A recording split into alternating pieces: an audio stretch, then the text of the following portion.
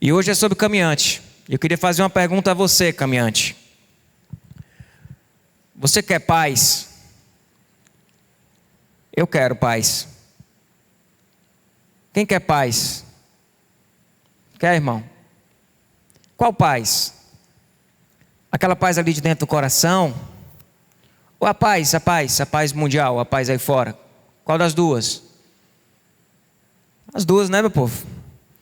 E a gente vai ver hoje aqui que essa paz aí fora, ela só existe se existir paz no coração do homem. E eu estava me perguntando esses dias, por que a gente está vivendo com tanta guerra? Porque é muita guerra. É muita guerra. Por que estamos com tantas guerras? Tantas guerras cercando a gente, tantas guerras acontecendo. Por quê? No mundo, né? A gente está vendo aí a guerra que está chamando muita atenção da gente, que é a guerra na Ucrânia, com a Rússia. Tínhamos outras guerras acontecendo, mas de menor repercussão. Mas quando pegam os poderosos brigando, né? Parece que o mundo todo volta os olhos para lá, né? Como tem uma superpotência como a Rússia. E os Estados Unidos também do outro lado. Então, assim, é uma guerra que está todo mundo acompanhando. Tinha guerras que estão aí, ó, o tempo todo acontecendo. A gente nem tinha noção de que existiam essas guerras. A gente morrendo em guerra todo dia no mundo. A gente não percebia. Mas essa guerra está mexendo com a gente, está mexendo com a nossa rotina, está mexendo com o nosso bolso, está mexendo com o nosso tanque de gasolina. A verdade é que está tendo muita guerra. É guerra demais. Guerra no mundo, guerra de nações, a guerra do futebol. Meu povo, o que está acontecendo? Pastor, sempre teve isso. Será? A impressão que eu tenho é que o pessoal está mais violento, que as torcidas estão mais fanáticas, de que a violência está conseguindo ser retroalimentada e impulsionada, muitas vezes até por rede social, e descambando em galera marcando para se pegar, e um cara morto, gente morre do lado de fora do estádio, de um jogando, uma coisa que chocou, faz tempo isso, de um cara que jogou um vaso sanitário lá em Recife, na arena lá do esporte, Ilha do Retiro, né? Jogou um vaso sanitário lá de cima e caiu na cabeça de uma pessoa. Diz, mas uma ação inconsequente. Mas e o outro que está brigando lá fora, que chega a pegar um revólver e dar um tiro no outro por causa do time? Isso está muito forte. Isso está pesado. São muitas guerras. Eu sou Fortaleza, tá? Beleza? Eu sou Fortaleza. E meu pai é Ceará. Tá ali o papai, ó. Papai é Ceará. E quando eu era pequeno, meu avô chegou para mim e disse assim: meu neto, você tem meu nome. Só sabe o resto da frase, né? Tem que torcer meu time. Me levou no centro, comprou um uniforme completo do Fortaleza, me vesti todinho de Fortaleza, meião, chuteira, short, camisa, me entregou pro meu pai. Tá aqui, ó. E a gente ia pro estádio. Uma vez ia para a torcida do Ceará, que eu ia com ele, a outra vez ia para a torcida do Fortaleza, e ele ia comigo. E eu era pequeno ainda, e ele dizia para mim: olha, meu filho, se o Fortaleza, quando estava na torcida do Ceará, né? Se o Fortaleza fizer um gol, não grite. Não grite. Já era Castelão Raiz, viu? Castelão Raiz. Tinha lá geral, né? Mais de 100 mil pessoas num clássico de final de campeonato cearense, assistindo o jogo. Era Castelão Raiz. E se o Fortaleza fizer um gol, não grite. Vocês não têm noção quantas vezes eu tive que segurar o meu grito. Porque era muito gol do Fortaleza. Mas, pessoal, isso aqui que a gente está brincando, sabe por quê? Porque isso é uma brincadeira. Os comentaristas esportivos, eles estão chegando ao ponto de dizer assim: pessoal, isso é futebol, é entretenimento, as pessoas estão matando por causa disso. Intolerância, violência, agressão, inimigo, está muito forte. Eu quero paz. Que ano a gente está, hein? 2022, é ano de quê? Da Copa, galera, da Copa. Isso é pega da eleição. A gente está falando de confusão, é ano da eleição. Está falando de guerra, é ano de eleição. Vocês estão preparados? Porque o bicho vai pegar. Eu acho que vai ser pior que 2018. Os ânimos, as batalhas, as guerras. 2018 teve gente que ficou sem falar com parente, saiu de grupo de WhatsApp da família, perdeu a amizade, saiu do Facebook, excluiu um bocado de gente. Confusão grande. Confusão grande. E por isso que a gente está falando sobre paz hoje aqui. E eu resolvi falar sobre isso já um pouquinho antes, para não ficar muito pertinho, e já está todo mundo já nervoso. Eu fico pensando, Paulo quando ia falar, ele dizia assim: isso aqui digo eu, não o Senhor. Aí às vezes ele dizia: agora fala o Senhor, e não eu. Mas quando ele ia falar uma coisa que era a opinião dele, ele dizia: isso aqui digo eu. Aí eu vou puxar um aqui agora, tá? Vou me expor um pouquinho. Isso aqui digo eu, não é o Senhor não, é minha opinião. Só para dizer o que eu quero dizer depois. Eu fico olhando para o dia, acho que é 2 de outubro, né? 2 de outubro e 30 de outubro. Dizer: meu irmão, é o fim do mundo. Fim do mundo, maneira de dizer, tá? A gente ir para uma eleição, Lula e Bolsonaro. É o fim da picada. É o fim da picada. Para mim, isso aqui digo eu. Mas aí eu agora falo em nome de Deus. Sabe o que é o fim da picada? É a gente brigar em casa por causa disso. É a gente brigar com gente por causa disso. Isso, na verdade, é o fim da picada. A primeira parte da minha fala é só minha opinião, minha visão particular. Ela não vale nada, ela é só minha visão particular. Mas essa outra parte que eu estou falando, ela tem tom de revelação bíblica. É o fim da picada. A gente transformar isso numa guerra, onde pessoas vão deixar de se relacionar, vão deixar de caminhar juntas. A guerra no mundo, no futebol, na política e dentro da casa da gente também.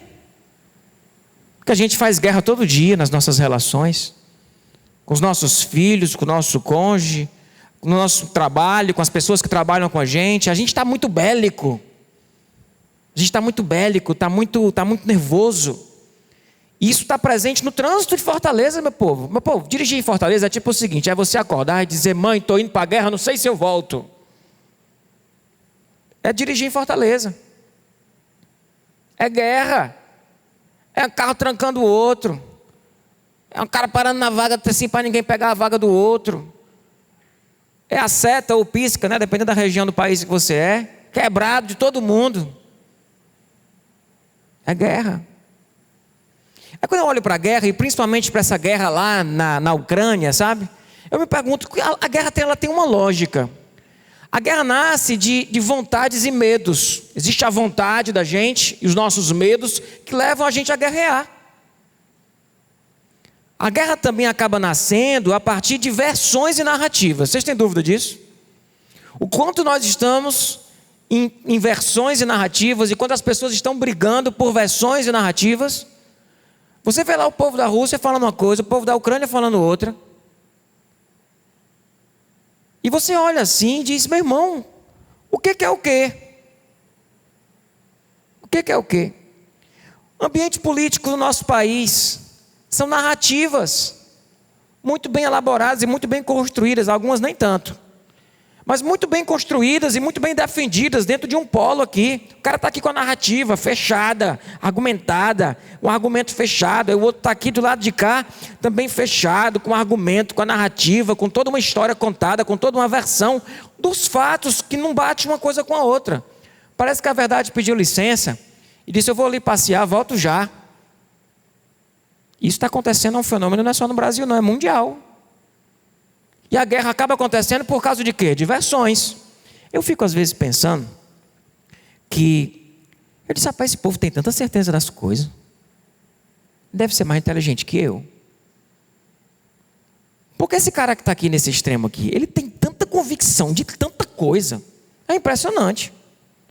Aí você vai para o cara que está do lado de cá, e diz que ele tem tanta convicção de tanta coisa, e uma narrativa tão construída, tão fechada, tão cheia de pontinho, de verdade, de certeza, e você vai falando uma coisa, vai repetindo aquilo, e a rede social está trabalhando com isso, daqui a pouco aquilo ali já virou verdade. Vira verdade para quem diz a mentira, imagine para quem escuta. O cara que conta a mentira, sabendo que é mentira, ele repete tanto que nem ele mais sabe se aquilo é mentira ou é verdade. Imagine para quem escuta. Aí vem essas fake news e a gente está se matando. É a confusão. Quanto mais polarizado o nosso país ficar, pior ele vai ficar. Não acho que essa polarização vai acabar. A gente tem mais 4 anos aí para frente, talvez de polarização ainda. Complicado, né? Quem quer paz? Quem quer paz? Precisamos de paz para seguir a nossa vida. Temos também as convicções e as paixões, né, que levam a gente a guerrear. Convicção, é a minha paixão. O futebol, pessoal, o futebol é paixão. Futebol é paixão. O cara briga, o cara vai lá e dá na cara do outro, e bate, e é confusão. É confusão. Confusão grande, por causa de paixões. Domínio sobre o outro é uma outra característica da guerra. Guerra tem sempre alguém exercendo domínio sobre o outro. Ou alguém que está fazendo guerra para quebrar o domínio que estão fazendo sobre si. A guerra trabalha com força. Força militar e força econômica. Isso dentro da casa da gente também. Você bate na mesa assim, ó, dá um grito, e você vence a guerra. Você vence a guerra. Não é à toa que os homens venceram essa guerra de dentro de casa por anos e anos. Na força. Na força. Vem o poder econômico, que também tem tanta força quanto o poderio militar. Tanto que a guerra que a gente está vendo aí é o quê? Gente com o exército do lado e do outro lado está o povo com o quê? Com sanções econômicas. Então, quem já educou filho com sanção econômica?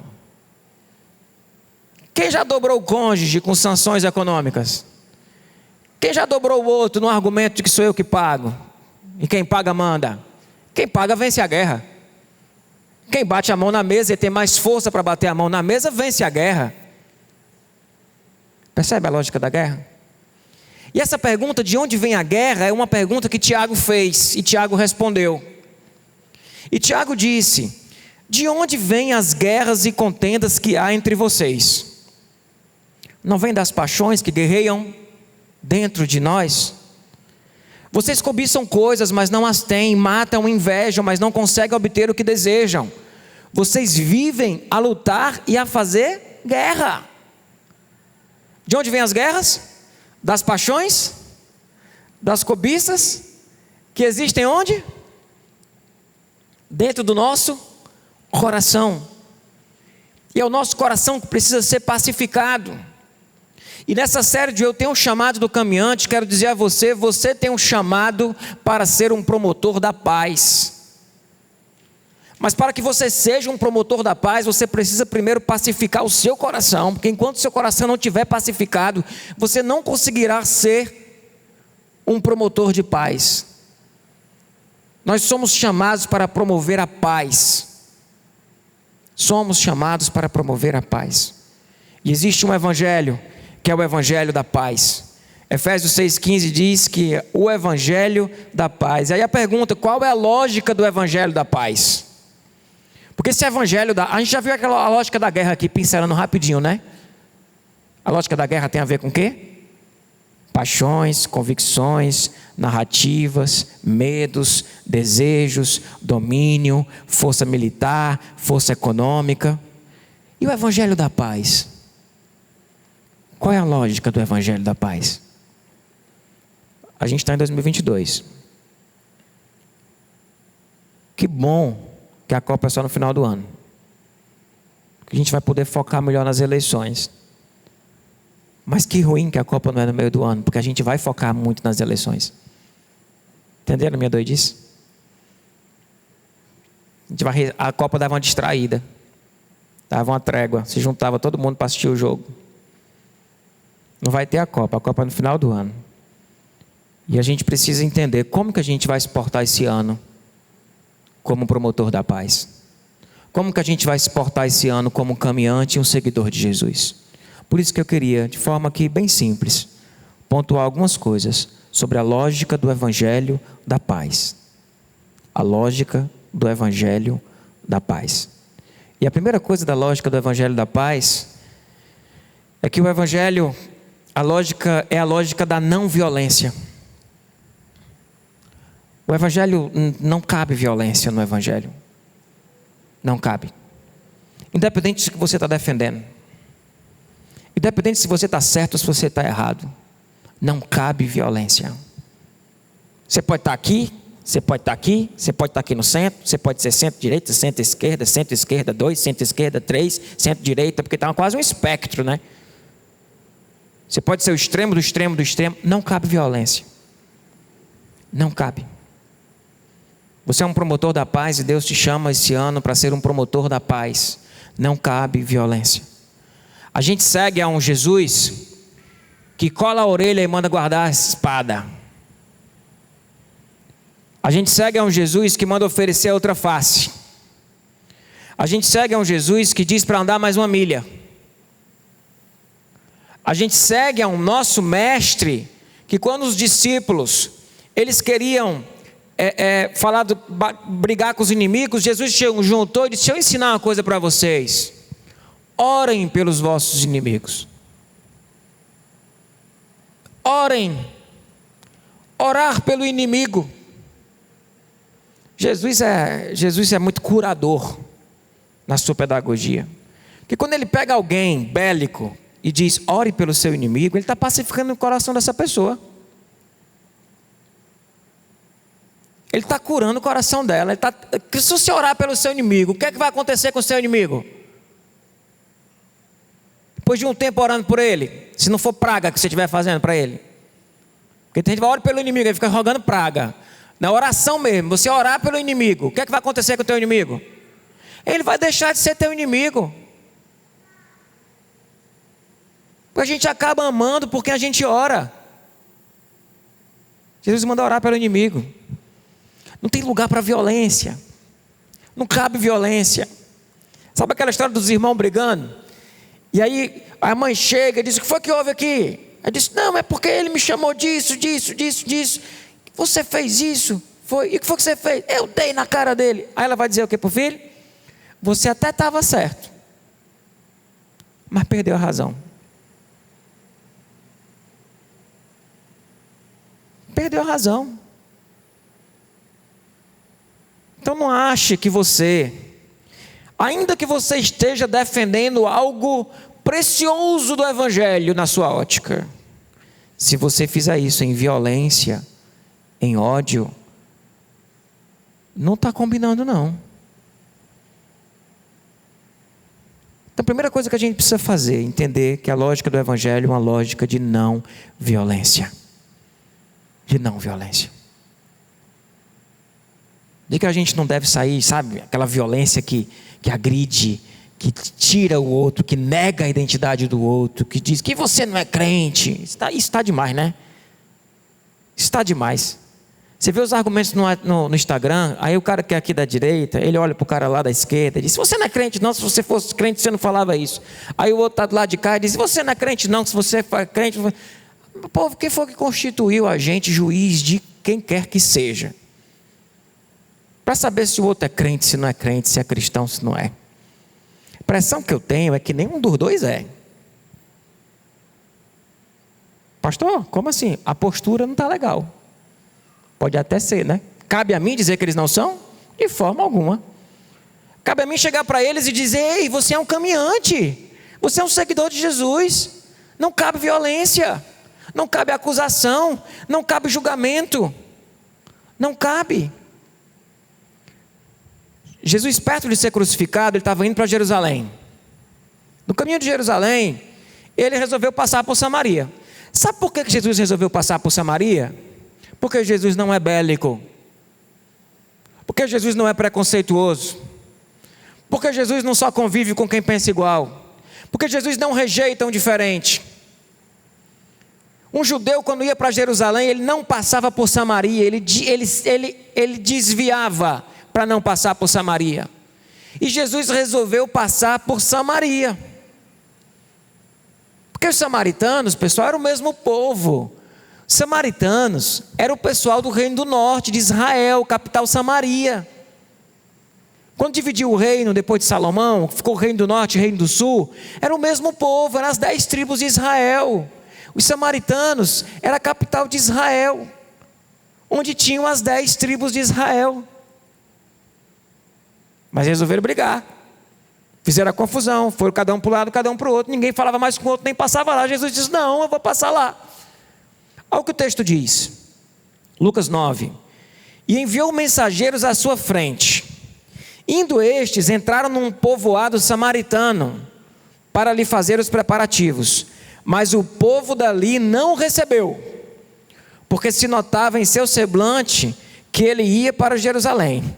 Ao verem isso, os discípulos Tiago e João perguntaram: Senhor, queres que façamos cair fogo do céu para destruí-los?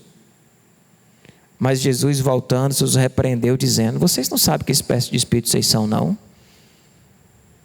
Na linguagem de cearense mesmo, é como se Jesus olhasse e dissesse: meu irmão, macho, não é possível. Porque aqui ele já está indo para a cruz, já é 3 anos caminhando com esse pessoal. E os caras estão querendo orar.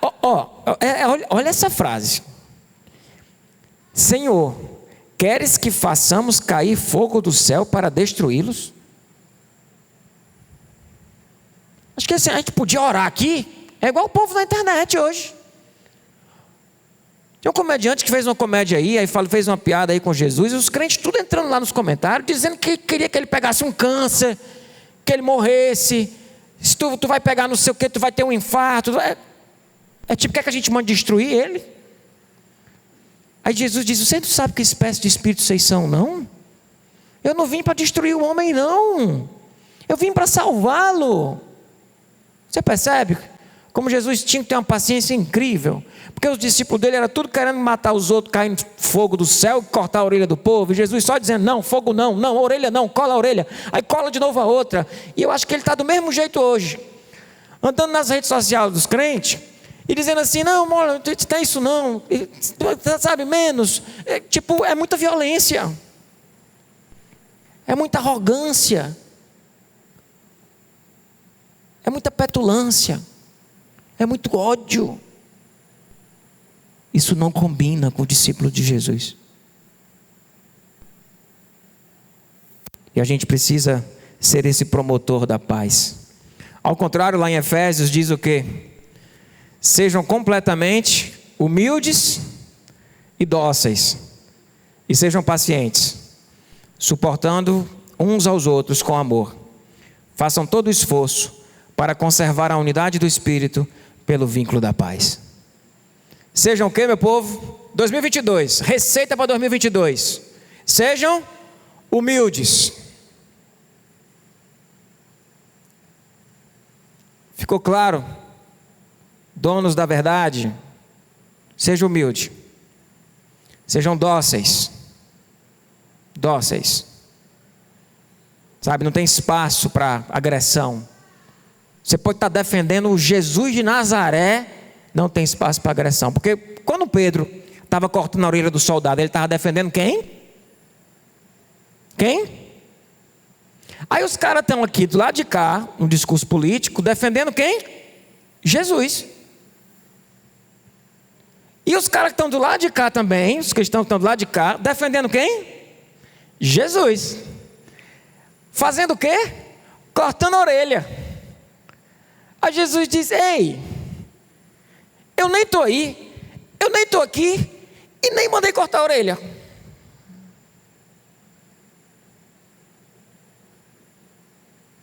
Vocês querem ser isso aí, sejam, mas não diga que isso tem a ver comigo, não. Vocês querem ser isso aí, sejam, mas não diga que tem a ver comigo, não.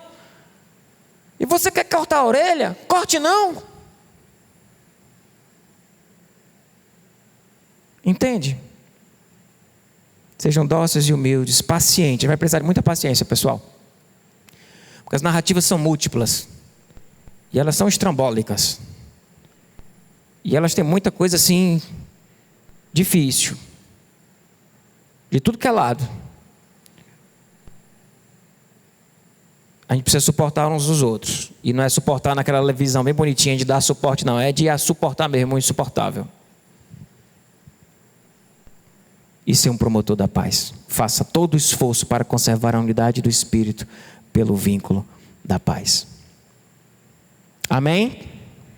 Amém mesmo, meu povo? 2022. 2 de outubro. 30 de outubro. Dentro de casa. Guerra ou paz? Paz. A gente vai deixar de votar, a gente vai deixar de se pronunciar. Não, mas a gente vai fazer isso sem violência. A gente vai fazer isso sem arrogância. A gente vai fazer isso de uma forma dócil. Lutando pelo vínculo da paz. Segunda coisa, pessoal, a lógica do Evangelho da Paz é a lógica de uma verdade. Mas essa verdade é Jesus. Uma verdade que é Jesus. Jesus é a verdade. Sabe, nesse mundo de narrativas, narrativa para cá, narrativa para lá, a gente tem uma verdade. A verdade é Jesus. Jesus é a verdade. Eu lembro em 2018 que algumas pessoas estavam me requisitando, várias pessoas me requisitaram: pastor, você devia pregar sobre eleição. E eu fugi no sentido de que eu disse: não, eu não vou pregar sobre eleição, porque até está vindo umas pregações na minha cabeça, mas eu acho que é da carne. E eu não vou subir no púlpito para falar da minha carne, da minha opinião. Eu não vou falar, não vou pregar. E eu disse: mas você devia pregar. Eu disse: rapaz, se eu pregar sobre eleição aqui, sobre eleição, colocar Jesus no meio desse negócio aí, Jesus vai destruir os dois lados. Os dois lados. Porque Jesus não cabe dentro de nenhuma concepção política, partidária, ideológica. Não cabe. Jesus não cabe nem dentro da igreja evangélica, que destoa. Você pegar Jesus e colocar dentro da igreja evangélica brasileira, ele destoa. Imagine uma ideologia de partido político, de direita ou de esquerda. Aí que ele não cabe mesmo. Eu até falei para alguns irmãos, né, sobre isso na época. Ele dizia: rapaz, se eu colocar Jesus no meio desse negócio aí, ele implode essa direita e essa esquerda que está aí. Ele implode. Até compartilhei com o Cláudio sobre algumas coisas dessa pregação que eu não preguei, né? Dizendo que, cara, se você coloca Jesus vai chegar lá embaixo da árvore e vai dizer: José de Seu, desce daí, que hoje eu vou comer na tua casa. Ele vai chegar para o Bolsonaro e para o pessoal que com a arminha de fora na campanha e vai dizer: guarda a espada. Porque aqueles que pela espada lutarem, pela espada morrerão. Ele vai chegar para a direita e vai dizer: ei, mulher samaritana tem que amar. Não, mas ela é imunda, tem que amar. Entende? Então Jesus não cabe em canto nenhum. Na verdade, onde ele colocasse Jesus, juntava todo mundo, como juntou na época todo mundo, e crucificou ele. Não ia ser diferente, não. E digo para vocês, a igreja evangélica brasileira ia estar muito ativa nesse processo de crucificar o Messias. Como os religiosos da época estavam super ativos e participantes nesse processo de crucificação. Não acho que seria diferente. Jesus não cabe. A gente segue quem? É Jesus. Ele é a nossa verdade. E aí vai para um outro ponto importantíssimo. É que o Evangelho da Paz, ele traz uma lógica de uma identidade principal em Jesus. Jesus é a nossa identidade principal. Mas a gente está invertendo. Parece que Jesus é a nossa identidade secundária. A gente primeiro torce para o Ceará ou para o Fortaleza, né? Vou falar mal, vou falar do Fortaleza. A gente primeiro torce para o Fortaleza, aí depois você é de direita ou de esquerda, e no domingo tu é discípulo de Jesus no caminhante. Qual a nossa principal identidade? Qual a nossa principal identidade? Tinha uns caras na época lá da igreja de Atos que estavam expulsando demônios em nome do Deus a quem Paulo prega. Em nome do Deus a quem Paulo prega, em nome do Deus a quem Paulo prega. Ele estava lá tentando expulsar demônio. Aí o demônio chegou para ele, está aí o texto, né? E aí um dia o espírito maligno lhe respondeu: Jesus eu conheço, Paulo eu sei quem é, mas e vocês, quem são? Qual a nossa identidade principal? Nesse jogo todo, nisso tudo que a gente vive. A gente é caminhante, a gente é seguidor de Jesus, a gente é discípulo de Jesus. Isso é a nossa principal identidade. O resto é secundário. Só sabe o que é que está acontecendo? O cara que está bem aqui assim, ele está preso a uma paixão de uma ideologia, de um argumento, de uma convicção. E como ele é crente, ele elabora todo um argumento teológico para caber dentro disso aqui. Aí quando você vai para o outro lado, as pessoas estão fazendo a mesma coisa. Elas estão presas a uma visão ideológica política, e elas pegam todo um argumento teológico bíblico sobre Jesus e colocam dentro disso aqui. Vocês percebem que está todo mundo defendendo Jesus? Jesus não é algo que a gente encaixa para caber dentro de uma concepção ideológica política. Nossa principal identidade é ser um discípulo e um seguidor de Jesus. Identidade própria. Antes de qualquer coisa, você é um discípulo e seguidor de Jesus. Amém? Antes de qualquer coisa. Então quando você estiver na sua casa, se relacionando, fazendo guerra dentro de casa, ou guerra no seu trabalho, ou guerra no trânsito, você, ei, eu sou um seguidor de Jesus. Quando você estiver escrevendo comentário na rede social, entrando no post de alguém, para esculhambar a pessoa, você não tem noção do pessoal, das esculhambadas que eu levo no meu canal do YouTube. Eu. Os caras entram, moleque, esse garoto, sabe nada de Bíblia, esculhamba, pessoal. Tem uns pesados, não posso falar que não. Pesado, tem o que eu leio assim, eu disse, égua. Onde é que bloqueia? Eu bloqueio, porque me faz mal ficar vendo. Eu bloqueio. Se você está me assistindo agora, você está bloqueado. E eu nem leio o seu comentário. Você escreve lá achando que eu estou vendo, mas eu não estou vendo. Tem essa opção lá no YouTube. Você oculta. Ele continua lá falando, mas não responde.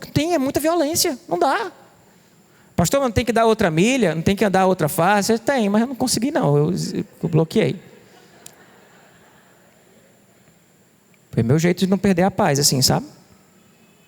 E a gente às vezes vai ter que fazer isso com algumas coisas, com o extremo do extremo, que o cara vem batendo na tua cara de verdade mesmo assim, dizendo que tu é um moleque, que tu é um menino velho. Ele diz, você é um garoto. Eu disse, obrigado. Tu nem sabe quantos anos eu tenho. De garoto eu não tenho nada, né, Marcelo? Tem não, passou já essa fase.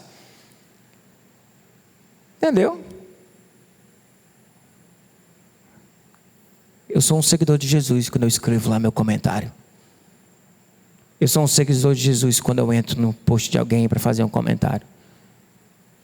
E eu não posso esquecer minha identidade principal. Ao mesmo tempo, nós precisamos, antes de qualquer coisa, olhar o outro com os olhos de Jesus. Porque algumas pessoas você vai olhar e vai dizer, é meu irmão em Cristo. Outros você vai olhar e vai dizer, é alguém que Deus ama. Eu não amo não, mas Deus ama. E eu sou seguidor de Jesus, tenho que amar essa pessoa. É olhar o outro, não a partir dos rótulos, sabe? Porque a gente está assim. A gente vai olhando para as pessoas e vai definindo quem elas são. Rotulando as pessoas a partir dos nossos olhares e das nossas conclusões. E temos nomes maravilhosos para isso. Tipo coxinha, mortadela, petista, esquerdopata, bolsomínio. E os nomes vão. Então você começa a olhar para essa pessoa a partir disso. Isso vira a identidade dela para você. E nós não podemos fazer isso. Nós precisamos tirar as coisas que nos separam, deixar de lado e olhar com os olhos de Deus, a partir da identidade que aquela pessoa tem em Deus, em Cristo. Isso não é simples, isso não é fácil. Nós precisamos aprender a olhar as pessoas do jeito que Deus vê. E por último, meu povo, talvez seja o mais difícil. O Evangelho da Paz, ele traz a lógica de um corpo, de uma família. Nós somos corpo, nós somos família. Eu vou ler um texto para vocês aqui de Efésios 2. E esse texto, ele fala, Jesus é a nossa paz, e ele quebrou o muro da inimizade. E ele está falando sobre os gentios e os judeus. Você sabe que a rixa entre um gentio e um judeu é muito grande, muito grande. Até hoje ainda temos isso lá, mas naquela época de Jesus era muito pesado. Muito pesado. Vem lá desde a época de Abraão, com Agar, com Ismael, os árabes, depois a divisão do reino, vieram esses samaritanos, que passaram a ser reconhecidos também como gentios, mesmo sendo o próprio povo. É uma rivalidade muito grande. Só que quando o evangelho chegou, ele chegou para quem? Ele chegou para o judeu e ele chegou para o gentio. Ele chega para o torcedor de Fortaleza, ele chega para o torcedor de Ceará. Ele chega para o de direita, ele chega para o de esquerda. O evangelho de Jesus chega quebrando o muro da inimizade, nos conectando através de quê? Da fé, do Espírito, do sangue de Cristo, da obra de salvação em Cristo Jesus. É a cruz que quebra a barreira da inimizade. Igreja é um lugar onde nós convivemos com pessoas que pensam muito diferente. Na própria liderança da igreja nós temos pessoas com pensamentos completamente diferentes. E como é que a gente caminha junto? Olhando para onde? Para Cristo. Porque Ele é a nossa paz. Ele é a nossa paz. Que vai nos ensinar a olharmos as pessoas não a partir de ideologias ou de rótulos que nós colocamos ou que as próprias pessoas se colocam em si. Mas nós vamos olhar para as pessoas com os olhos de Deus, com os olhos de Jesus. Deixa eu ler esse texto para vocês. Mas agora, em Cristo Jesus, vocês que antes estavam longe, foram aproximados mediante o sangue de Cristo. Pois Ele é a nossa paz, o qual de ambos fez um, e destruiu a barreira, destruiu o muro de inimizade, anulando em seu corpo a lei dos mandamentos expressa em ordenança. O objetivo dele era criar em si mesmo, dos dois, um novo homem, fazendo a paz, e reconciliar com Deus os dois em um corpo, por meio da cruz, pela qual ele destruiu a inimizade. Ele veio e anunciou a paz a vocês que estavam longe, os gentios, os árabes, e a paz aos que estavam perto, os judeus. Pois por meio dele, todos nós, como vocês, temos acesso ao Pai, por um só Espírito. Portanto, vocês lá não são mais torcedor do Ceará, nem de Fortaleza, nem estrangeiros, nem forasteiros, nem de direita, nem de esquerda, nem concidadãos dos santos, mas concidadãos dos santos e membros da família de Deus, edificados sobre o fundamento dos apóstolos e dos profetas, tendo Jesus Cristo como pedra angular, no qual todo o edifício é ajustado e cresce para tornar-se um santuário santo no Senhor. Nele vocês também estão sendo juntamente edificados para se tornarem moradas de Deus por seu Espírito.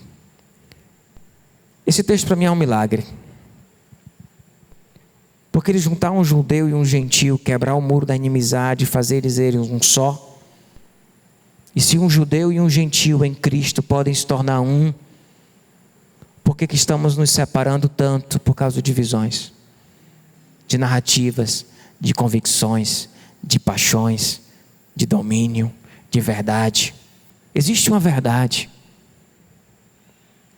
Essa verdade é Jesus. E a esta verdade que nós temos que nos apegar. Você vai lá votar. Você vai lá ser pai. Você vai lá ser patrão. Mas em tudo que você for fazer, saiba que você é um representante de Jesus nessa terra. Que você é um promotor da paz. Preguei uma vez aqui, lá em 2018, aquela confusão, na época do impeachment. Acho que foi 2016 ainda que eu fiz essa pregação. Na época do impeachment, Brasília dividida no muro.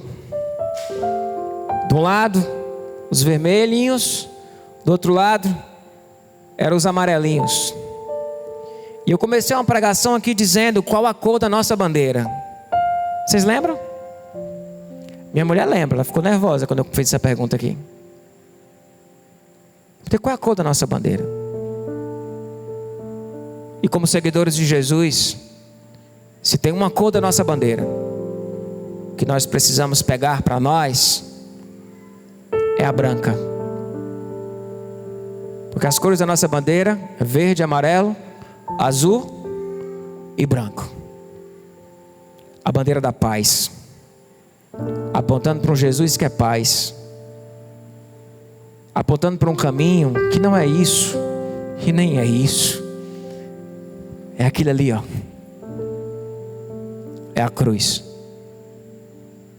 Porque diante da cruz, eu gosto muito de usar isso. A gente está brigando, né? A gente se encontra na cruz. Porque lá na cruz, a gente é tudo pecador. Lá na cruz não tem lugar para arrogância. A gente foi salvo pela graça.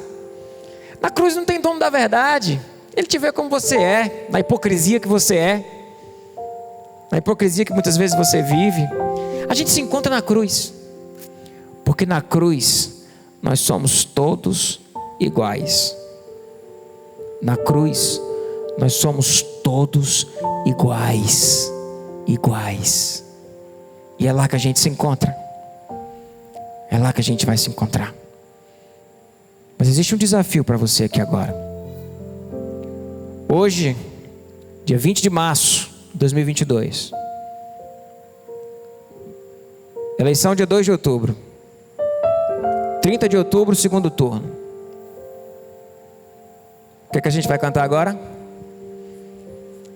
A começar em mim. A começar em mim. Escuta a mensagem dessa música e vai guardando no teu coração e entendendo que você precisa ser um promotor da paz.